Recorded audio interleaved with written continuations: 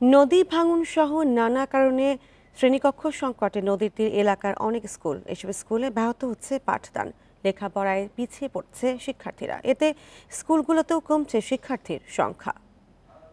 Bundle থাকলে প্রতি সেনমানিতে টাকা বাঁচবে।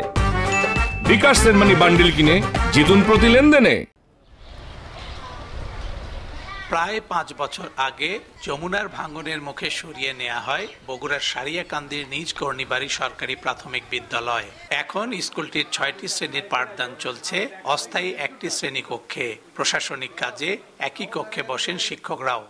এখানে এসে আমরা অস্থায়ীভাবে 2টি ঘর করি। এই 2টি ঘরেই আমরা 6টি ক্লাস নেই এবং আমরা শিক্ষকরাও এখানেও বসি। আমার বিদ্যালয়টি 5 বছর আগে নদীর গর্ভে বিলীন হয়ে গেছে। এখন আমরা বাঁধে অবস্থান করতেছি। সংকটে ধুঁকছে খোর্দবলাইল সরকারি প্রাথমিক বিদ্যালয়েও। স্কুলটিতে 2 জনের বেঞ্চে বসতে হয় 5 জন শিক্ষার্থীকে। নদী ভাঙনে ক্ষতিগ্রস্ত আরও অনেক স্কুলেই আছে এমন সমস্যা। আমরা ছাত্রছাত্রী অনেক, তাই আমাদের প্রতি বেঞ্চে 4-5 জন করে বসতে হয়। এই শ্রেণীকক্ষে 11টি বেঞ্চে আমরা অনেক কষ্ট করে বসি এবং আমাদের অনেক কষ্ট হয়।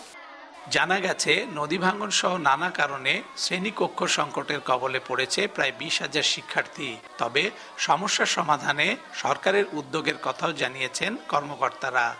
আমাদের উপজেলায় PDP-4 প্রকল্পের আওতায় অলরেডি আমরা অনেকগুলো স্কুলে প্রাইমারি সরকারি প্রাথমিক বিদ্যালয়ে ভবন এবং তাদের বাউন্ডারি ওয়ালের কাজ সম্পন্ন হয়েছে।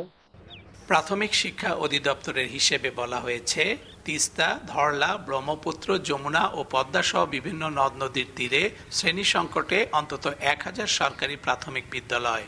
এর মধ্যে রংপুর বিভাগের কুড়িগ্রাম গাইবান্ধায় 600 আর রাজশাহী বিভাগের বগুড়া, সিরাজগঞ্জ সহ কয়েকটি জেলায় 400-এরও মতো স্কুল এই সমস্যার কবলে। Hasibur Rahman, independent news, Bogura.